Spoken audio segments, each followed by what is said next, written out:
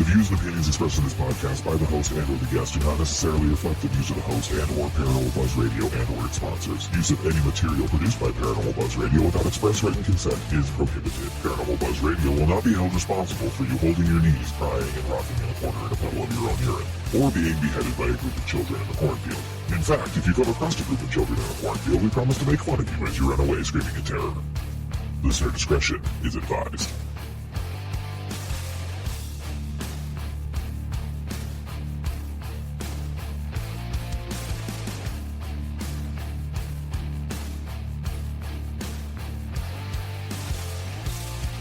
You're listening to REP Paranormal and Friends with your hosts, Kim Purvis and Allison Robinson.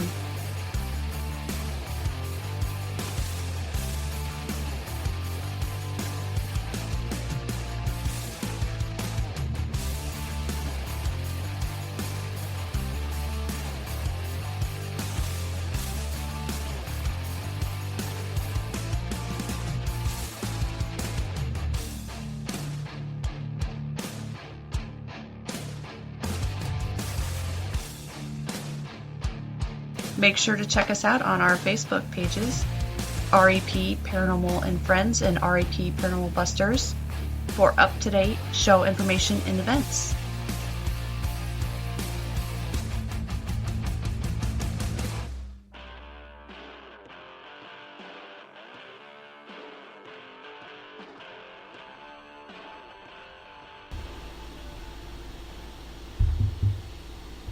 Hey everyone, welcome to REP Paranormal and Friends.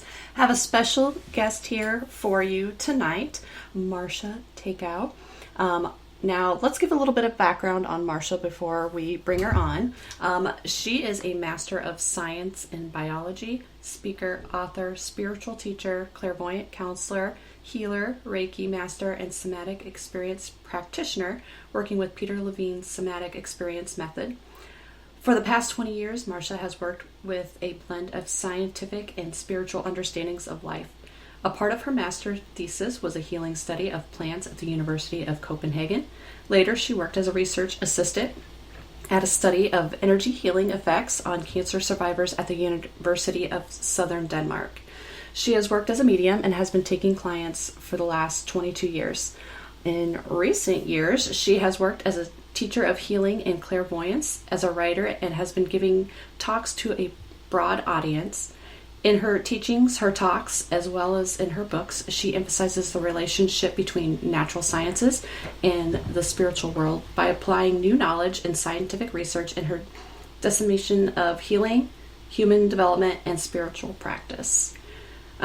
She has written some other books. I don't know how to say it, but in English it translates to When the Spirits Come Calling, and has participated in a number of articles as well as TV and radio broadcasts, including The Spirits Return on Danish TV.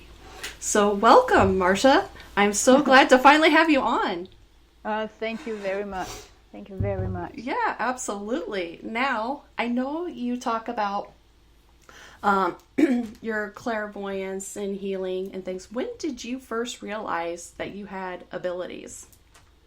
It was in my teens. Then I started to experience a lot of dreams that was about warnings about death, and I only a couple of them, but it was quite scary for me to experience something like that. So it was a week before a death. Then I was having these dreams, and again. Just around 9 months later, I had the same experience about dreaming about a horse that I really loved that was dead, and I was on a travel in Thailand, far away from Denmark, and I didn't dare to phone home because the last time it proved to be right. So when I was phoning home about 5 weeks later, again the horse was dead.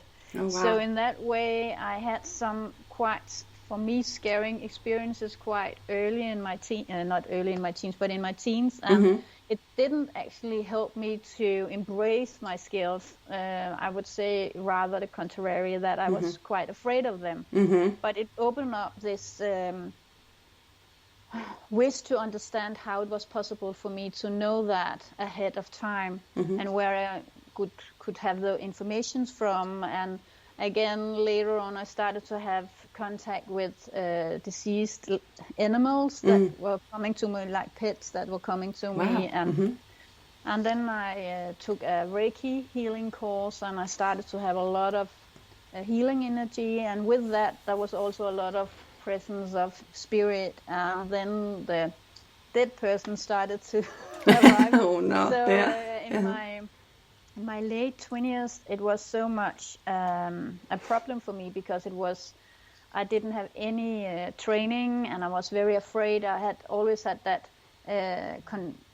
that belief that if I saw a dead person, I would, die of fear. And now I had a whole house full of them all the time. So it was like, am I really insane, or is it actually that there is a spirit world that's trying to communicate with me? So I had the two possibilities: the doctor or the teacher in psychic abilities. And my first choice was the teacher in psychic abilities. Yeah. That was actually a very, very great turning point for me. And in that time, I was in the late 20s, and I started to get a training. And I think my life would have been so much easier if I had that training as a child. So at that time, had known much more about how I could control it, and how my sensory system works, and how I could, divide myself from other people and from spirit world and just be me. Because when I started to learn more about how my system actually worked, it was so clear to me that I had been so much caught up in other people's emotions, and I couldn't really find myself in that. So after that, I have been very much interested in how we can help young people and teens to, control or get in a good relationship to their sensitivity and their spirituality. You just spoke directly to me, because I had things like that happen when I very, very young. My mom said, starting at probably 2. Yeah. And, I didn't give much thought about it. And as I got older, I kind of just brushed it off. But in the last maybe 6, 7 years, it has been kind of a lot more in my face with those things. And,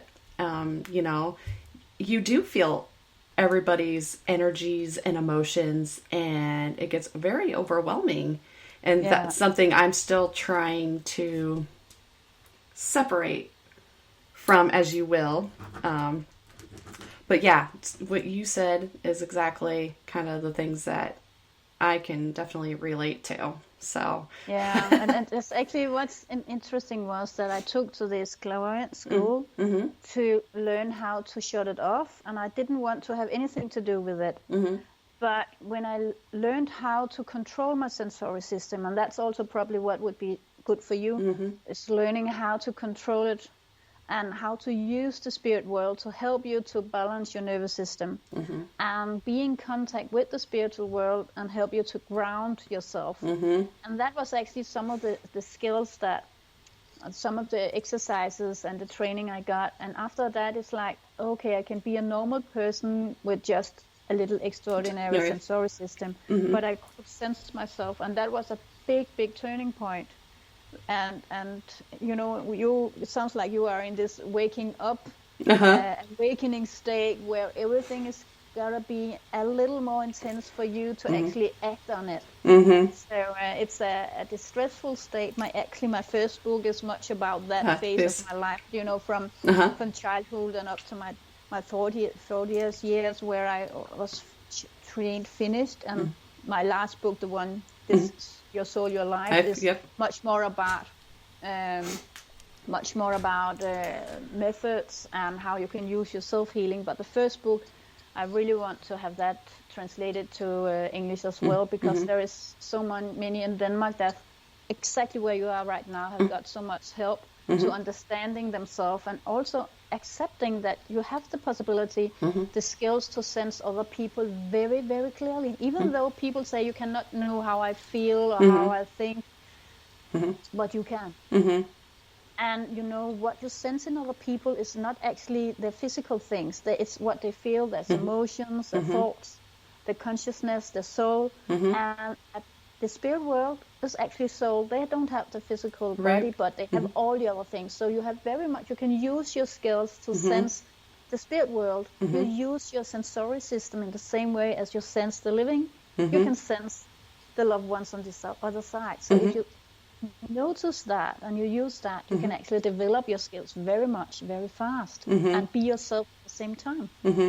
Yes, that's something, I definitely need to work on that. It's just, I'm a very high strung person, and so for me to sit down and actually take the time to try to get into my inner self with those things, it's a hard struggle. Like, I've tried meditation and things like that, and I find it very hard for me to sit still to focus, because I'm like, okay, I'm sitting here doing this, but I should be doing this, this, and this, and this, and this. Yeah.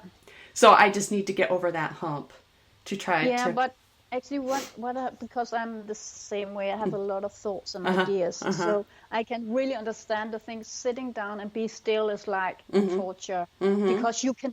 But what actually happened for me was that I connected with the healing energy and the spirit world. And they have the calmness that I didn't have. So my sensory system, my neurons mirror that peacefulness. And then I could start. I didn't have it inside me, but if you know yourself, if you are in a peaceful environment, you get peaceful. So in that way, the healing energy, the healing meditations that I guide is like creating an environment that your sensory system is sensing, and that creates a peacefulness within you.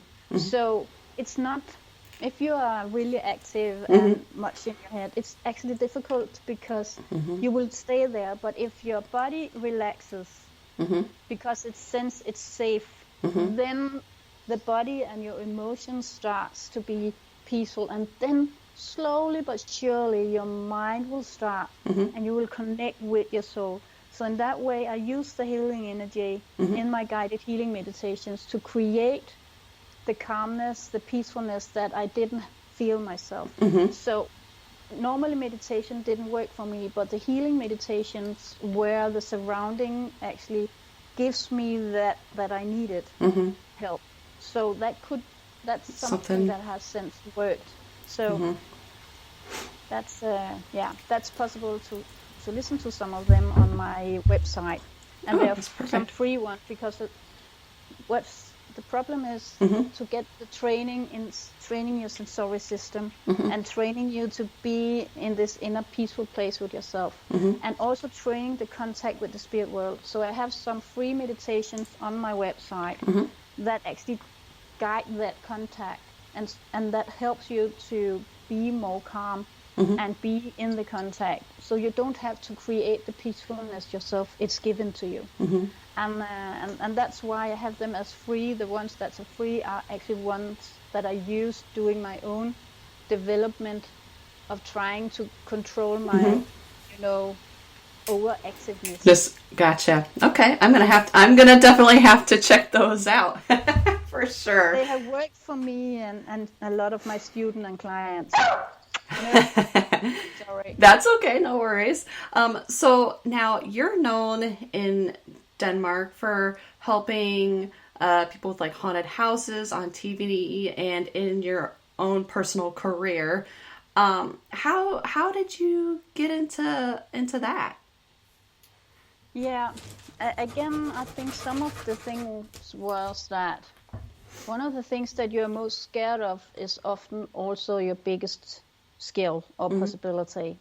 So before I was really trained, I started to have a lot of dreams where I had dreams about haunted houses and how to be a channel of healing to help or fight the dark side or release something and create life. So some of the training was actually something the spirit world, in dreams, the spirit world many times try to train you before you actually stand in the real situation. So I was trained in my dreams for a long time, and then when I started to have the healing, I started to have the teaching about my psychic abilities in this school for psychic ability training. After that, I started to have 100 houses, because then I had the contact with, loved ones. The loved ones are not actually a problem, because they come in light and wish the best for your clients and for you. The 100 houses, many times it's someone that not have passed. Really, it's like they are in a limbo somehow. And because they're not really dead, and they are dead, and they're not really over in the light, they're not accepted somehow that they should go to the next state of the development. Then a healer is very good. So I started to work with where is the good guys, where's the loved ones that try to help the family in the 100 house, and where is the ones that actually need healing. Sometimes when people are not passing over the right way, it's because something is not really, they don't go with the soul and the light, because they are somehow in emotional pain, mental pain, they have anger, or they feel they belong to a physical place instead of belonging in the sky and in heaven.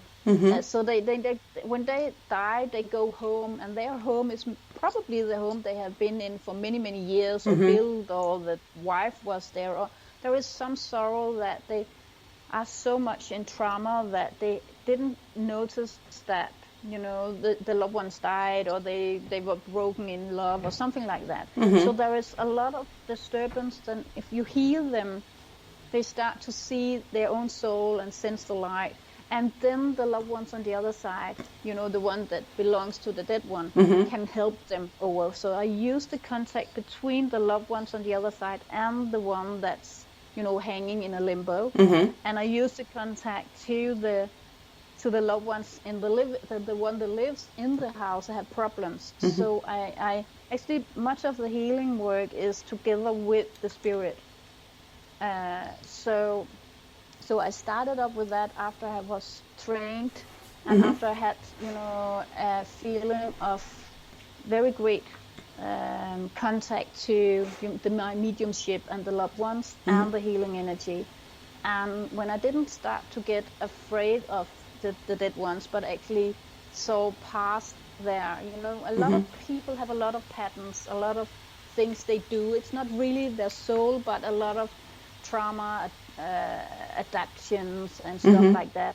And when I work with 100 houses, I find out what's the trauma, what's the story about the one that's not passing over the right way. And then we start that healing job together with the spirit that belongs to that. And then it's, it works.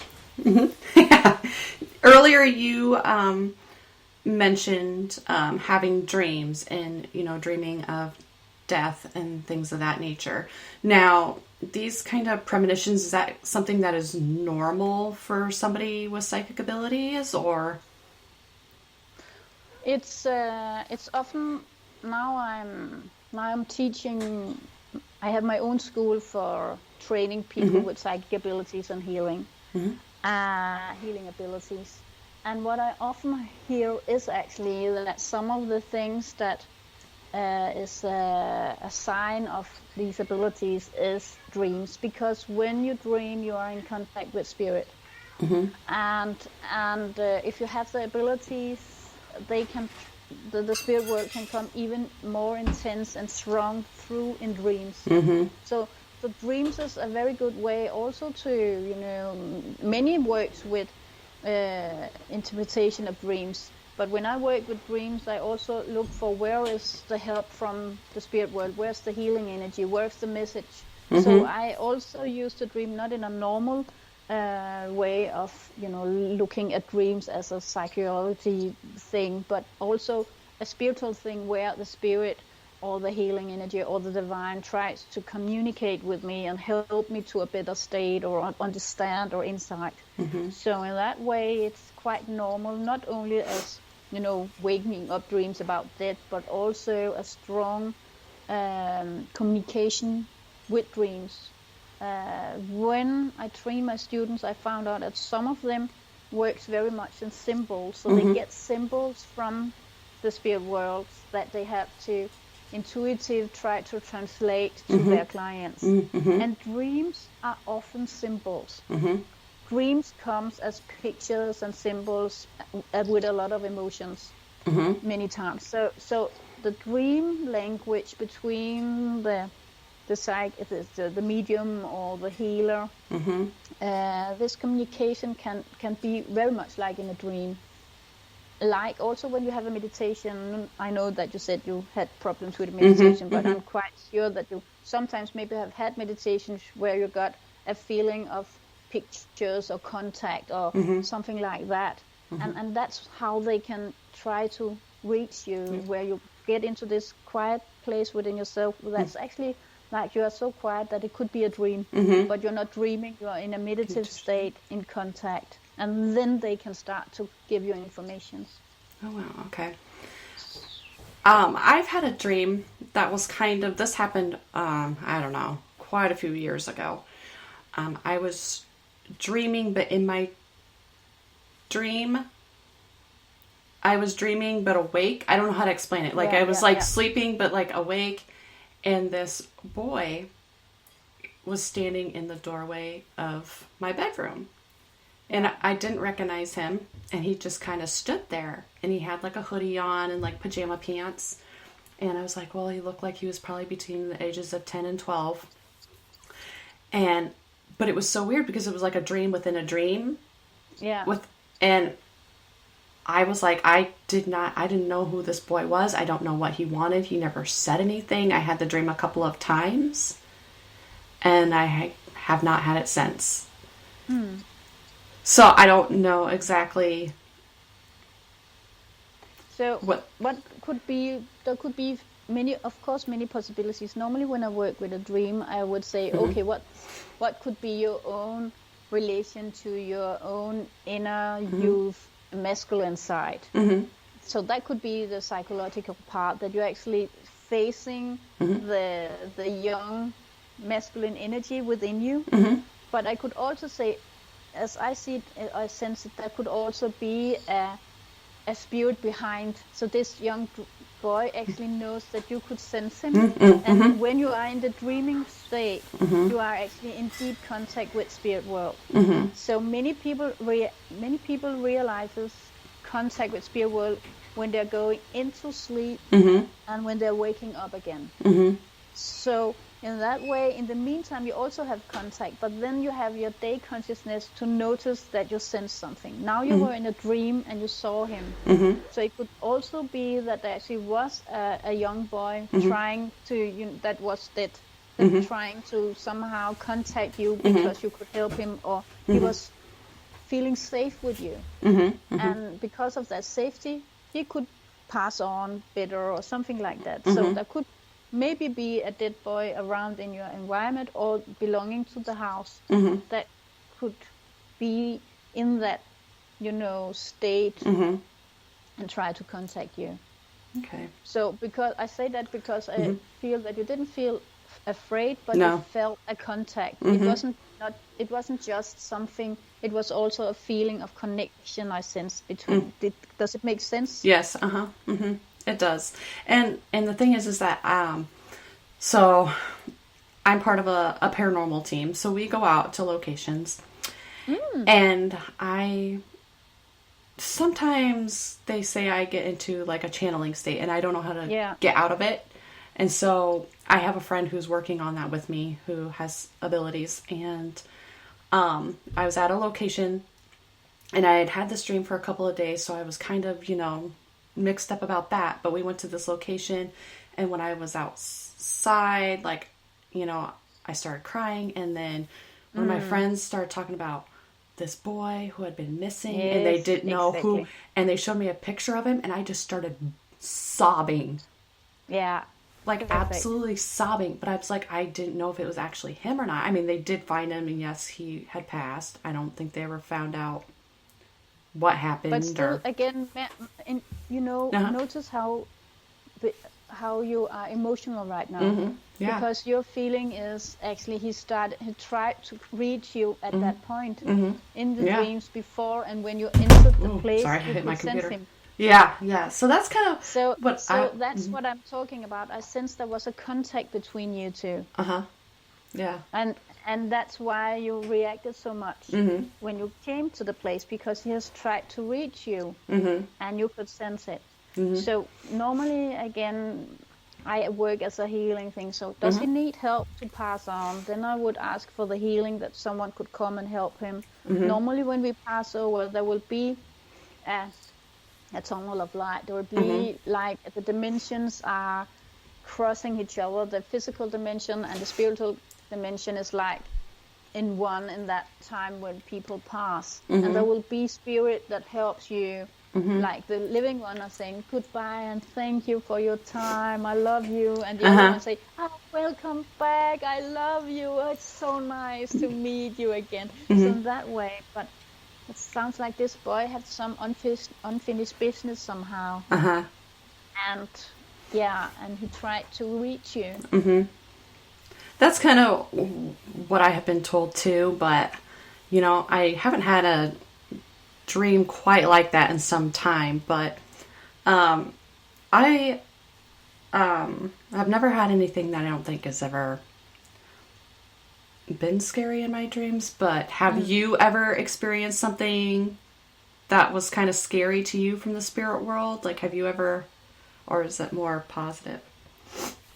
I would say in that way, before I was trained, of course I was afraid at first.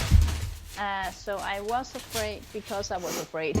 But there is only a few places where I have been really feeling a negative energy where I didn't feel protected. And then that was before I had the training to connect with the light and my spirit team that could protect me. And that was actually an experience in my start of my journey. I think I was 21 at that time, and I was in Sumatra, and that experience was that I was having a dream about being.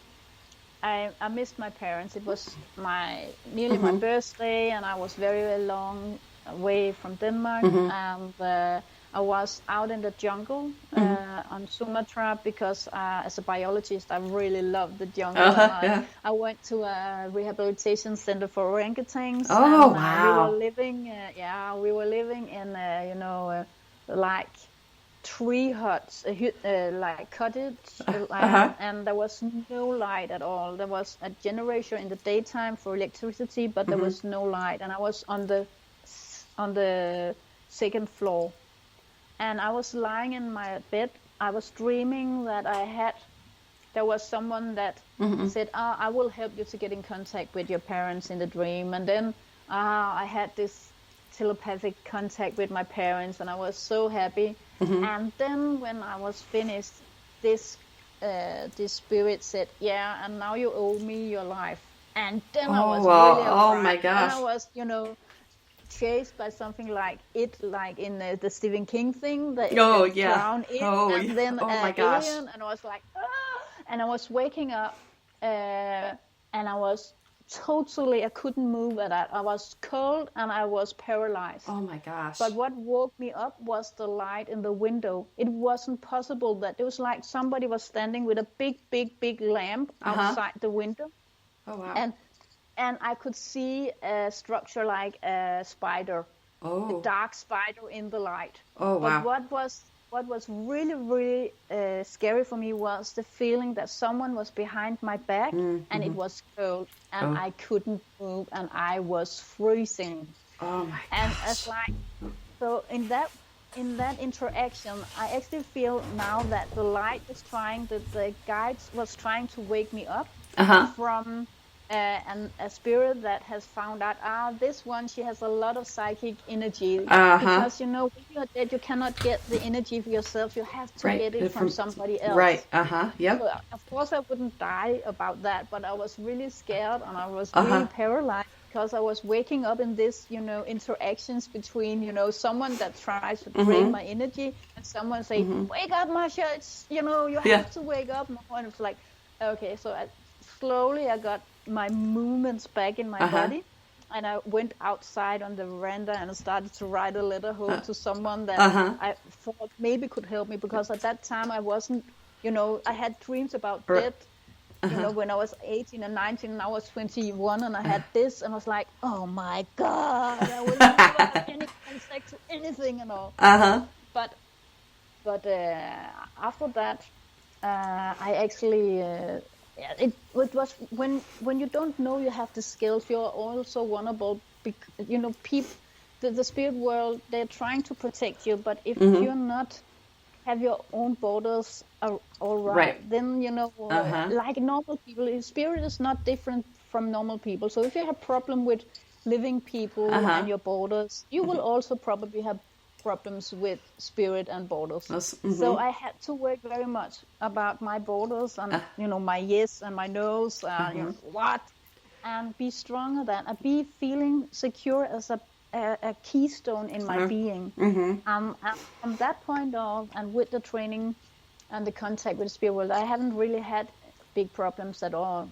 But again, that's also why I really think it's important that we train our kids and young ones. Because if you have, as you say, you have had spiritual experiences when you were 2 and 3 years old, and normally it will open up again. It will, go a little down when you are around 5, 6, 7, and go into school. Your logical brain starts to develop, and you get a lot of other information, and then will often come very much when you're a teen again, because somehow your capacity opens up again, and then there will be other periods of your life when it opens up. So you have said for the last 7, 6 years old, probably there have been some occasions or experience for you at that time that open up for your sensory system and your contact with the spirit world again.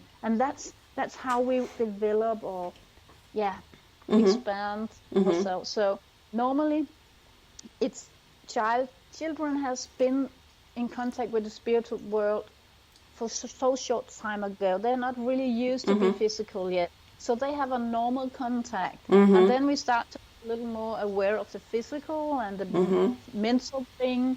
And then, our focus is there. And then when you get seen and you open up your capacity to feel, you open your heart, the big loves and everything's like, and this goes with the heart and the love. So, so in that way, actually, I don't feel afraid, and I haven't felt anything that was scary. That I have felt a lot of things also in my haunted houses, but I always felt that as a medium, it's not my assignment to heal the spirit that has passed. It's the spirit world, because the spirit is spirit. So I have to, I'm just a channel. So in that way, I'm not into all that. I just create the space where they can meet and heal, and something good can happen. So going back, I'm going to go back to your meditations. You had talked about you have some free ones on your website. Now, one of them is with guardian angels and grounding. How do you use your guardian angels in your everyday life? And how are you able to get in contact with them, essentially? Yeah. So one of the reasons that I have made that healing meditation as a free one is that some of the first things that I sense that the spirit will try to teach me, or how they try to support me. So you actually get all my I'm as every country child, you have to go into, the big city to get your education. So when I'm grown up on the countryside, with horses and sheep and, everything like that. Not a big farm, but just a little nice farm. And then I started to study, and I went into Copenhagen, which is the capital of Denmark, where the university was. And I moved into, and now at this time I'm 21, so I hadn't had the experience with the Sumatra yet, so I'm probably 20 at that time. I moved into a building that has been a hospital for many, many years. And when it was not a hospital anymore, it was a home for elderly women, single elderly women, women like when widows or not married ones. And women talks a lot and they die. And if they love the place, they are hanging on. So I had this little room with, no hot water and everything like that. It was really... bare minimum. It's cheap. Yeah, exactly. But the problem was that I was seeing a lot of elderly women without legs, just, flowing through the walls, through my room. And I was so afraid. At that time, I had so much it's not happening, it's all in your head, it's not happening. Mirrors that falls down in 1,000 pieces. And I was like, no, it's not there. And of course, my room was the last one in the hallway, and the toilet was far away in a very, very, very dark, cold place. I have to go out to this hallway. And in Denmark, we have some, when you switch on the light, you push, and it takes time before the light comes. And I was like standing in that dark. Then suddenly I was starting to, in myself, connect with, in Denmark we have a song, you sing in church about a big angel of light that comes to you. So I started to, in my mind, started to have this big angel of light comes to me and places itself behind me and start to, light up the path for me. And without knowing it, I started my contact with the guardian angel that way, that it was helping me to feel secure, and it started to create a safe place for me and started to help to follow the light in my path instead of being afraid of the dark. So when you relax, you have the possibility to make much better choices for yourself, and you can sense yourself much easier. So the guardian angel healing meditation is actually a development from my first feeling of being secure, connected with the guardian angel as of one that was trying to help me to be myself. And it's placed so I could feel it behind me, and I could lean into it, and I could place my feet on the ground and be secure. So it was actually creating a secure ground for me to stay in. And I have used that. I used it for the whole of my life, also today. And I also teach it for kids and for my students, because it's like we should go up to the angels. Our soul is actually really happy to be born in a physical body, because normally our soul has not a physical body. So it's like one in lottery. It's like, yes, I'm human. I have a body this time. Way. And then the problem starts.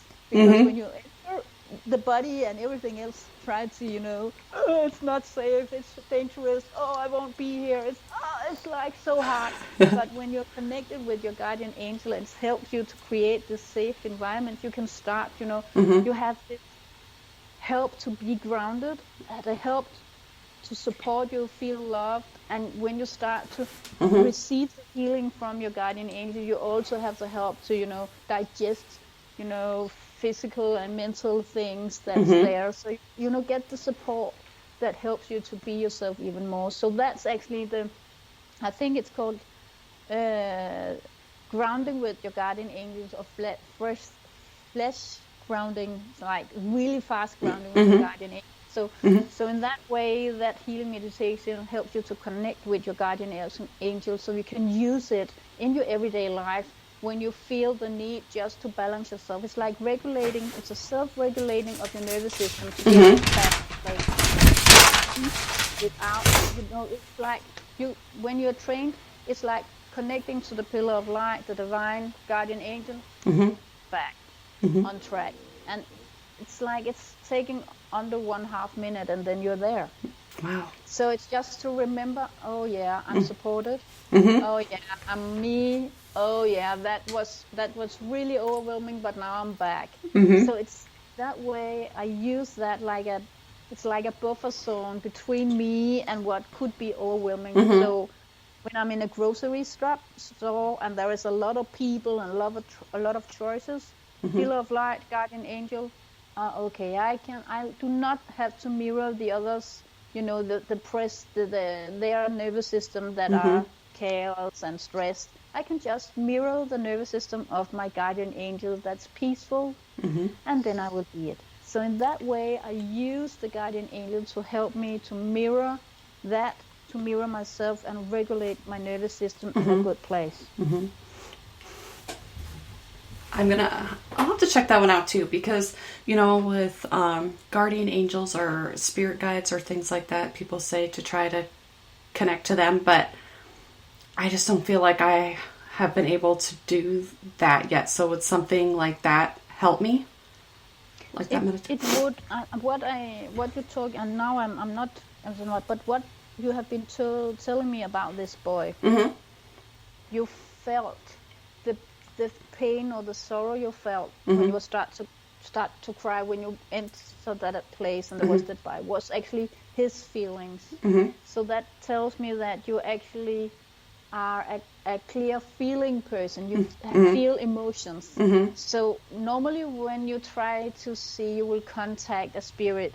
You want to see it because you think that your clairvoyant thing must be the right thing. But if you are clear emotionally, then it would be the feeling of a presence of a being. So start to try to sense the presence, the change in environment. Then you will actually sense that there is a spirit there. And your system will automatically react. Is it someone that you trust that helps you, or is it someone that you should say, go away? Because when you normally work, you said you were investigating haunted houses and stuff like that. Then there will be some good ones and some bad ones. Oh yeah, there is for sure. Like, go away. Keep out of my space. Like like a human that you don't really love to have in a close range of you. You said no, back off. You have to do that with the ones that are not, behaving.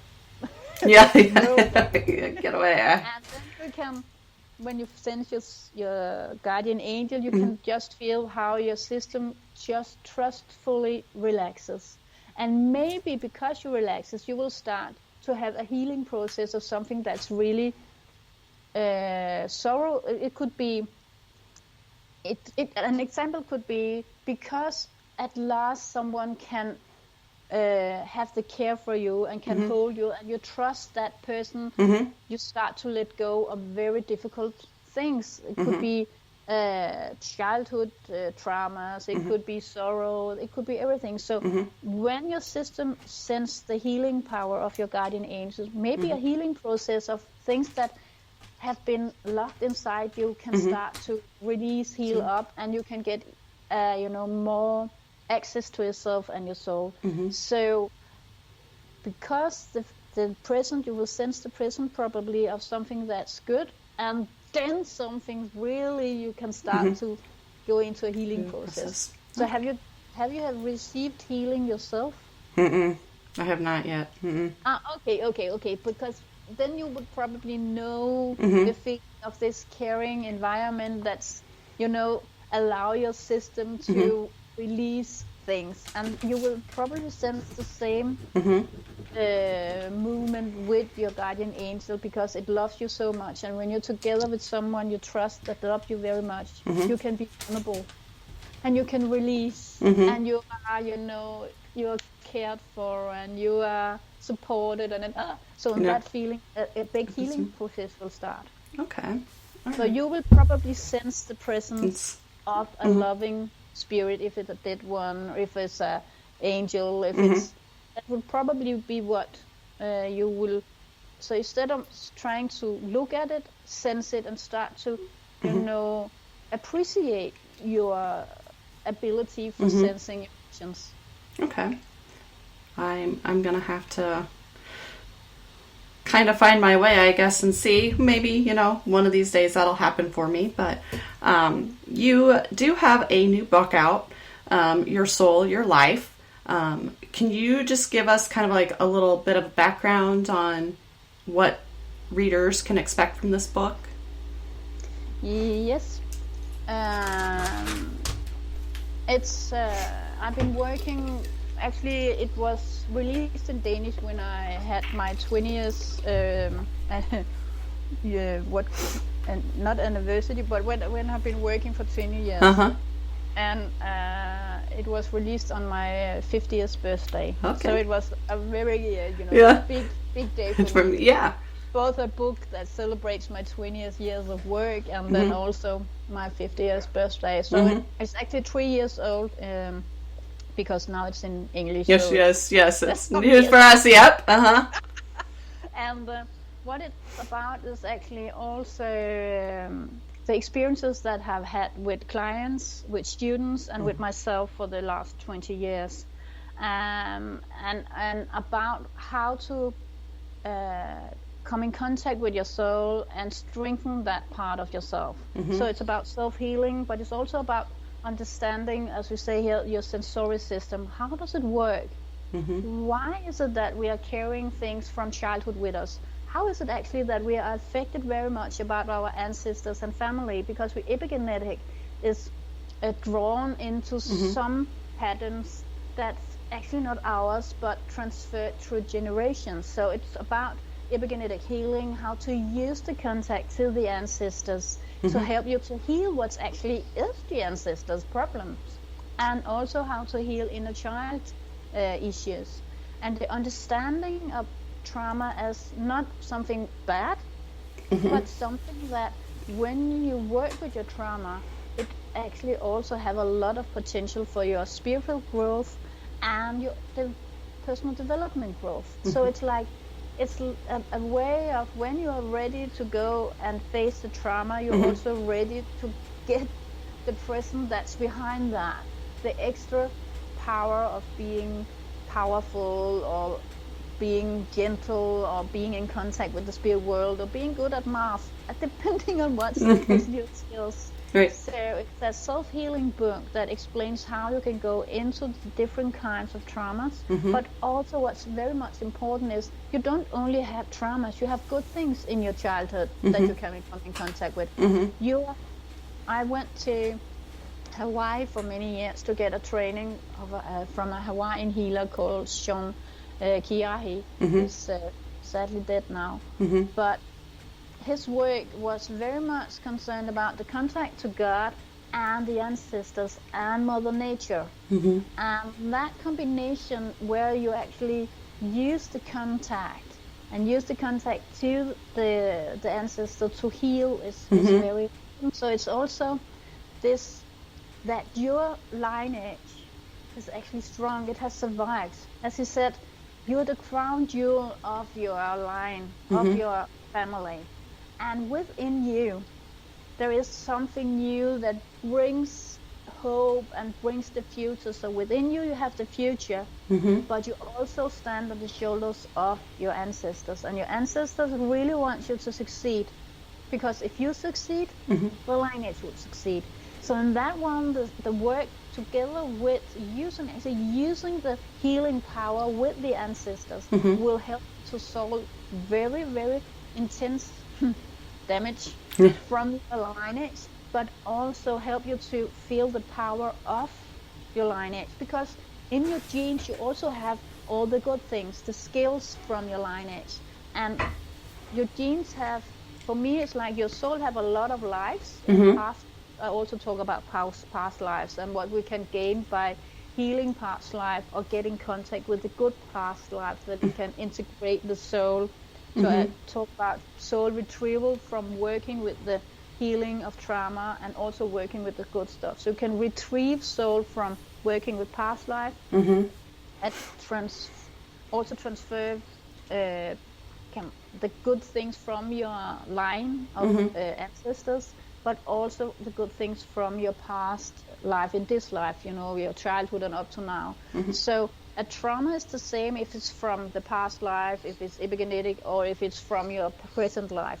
So you could work with that the same, but you also have very good experiences. So you can use the power of your present life, the power from your family tree, and the power from your soul's travel between lives and within lives. So you actually don't have to always look at the trauma. You can actually also, what I call, go with the good stuff. And it's actually allowed to feel love. I'm actually strong, I am supported. So going into contact with ancestors that had that feeling will help you to get that feeling. To go into past life that have had that feeling will help you to regain the contact with that part of your soul that have experienced that's how it is. So the book is about that, my own experiences about how to live a life and develop the spiritual and personal development, how my clients have done it, and how my students have done it.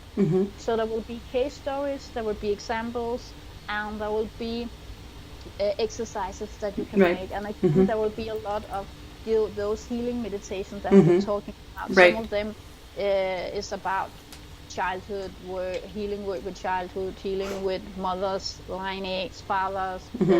It could be many things. So the book is my wish with this one is actually to help the single person to do a healing job. But I know when you do the healing job and you ask the help from your lineage and the ancestors, you will also not only heal you but the whole lineage. When you do the healing work with your past lives, and I know that we are connected, our souls are connected between lives, then you also heal the ones around you that you have been connected with before, because it's connectedness between your genes down through humanity and the soul between different lives. So you do a really big healing job by taking care of yourself. Again, it's a way of seeing it in Hawaii, where you actually, when you do the Ho'oponopono and solve what's yours and ask for healing, forgiveness and love, then it will solve things in other people as well and in the universe. And I feel this book has the possibility to help to, lighten the heaviness of humanity and create new possibilities for us to live in accordance to our soul, so the soul actually touch ground and start to live out in the physical life much more, because you start to follow your soul. Yes, and it is a very good book, very powerful, has a lot of information in there. Where can our listeners find your book, Your Soul, Your Life? Where can this be purchased? It's actually the 1st of January 2025. That's just a few days ago. I know. Right. It's now it's released in US. It has been released in most of the world the 10th of December, but just after New Year it was released in US as well. So it's in every online bookstore, Amazon, you can name it, all of them's there. So you can just find it there, and it should also be in physical bookstores. It's both as a paper version and also as a ebook. So you can also have it as an ebook as well. So it's everywhere. It's there for you. And as I see it, the book really wants to help you and be there for you. Oh yeah, absolutely. I would like all of our listeners to go check it out. I think it would help a lot of people out there, whether they really know it at this point or not. But It's definitely a good read, so make sure you check it out. Now, if any of our listeners have any questions or anything like that, do you have social media or some way they could contact you? Yeah, they can. I'm on Facebook and Instagram, so that would be possible. You just have to, Marzcia Techau. If they just, find my name, and then I will be there. It could also be my homepage, marzcia.com, and then they can write me an email. There is contact information there, so they are welcome to try to contact me. Okay, perfect. So, yeah. And so that's a possibility. And I also on Facebook I have something called Spiritual Mastery with Marzcia, and there I try to every Saturday have something that could help you with a spiritual practice. That could be a meditation, that could be some video, it could be different things. It could also be a podcast made that could have some information about how to, practice, get in contact with a spiritual practice somehow. So and that could be a possibility. It's in English, everything. So it's an English page on Facebook. Perfect. All right. Well, thank you, Marzcia, for joining me. It was such a pleasure to finally get to talk to you. You have so much information, and I'm going to have to take some of that and try it in my own life. Once again, listeners, please check out her book on, Amazon, Collective Ink, anywhere you can buy a book. It's called Your Soul, Your Life. Check it out. And thank you, Marzcia, for being on, and thank you for everybody that listens. We appreciate each and every one of you. Until next time. Yeah, thank you. Listeners out there. So thank you for you, Alison, as well. My pleasure.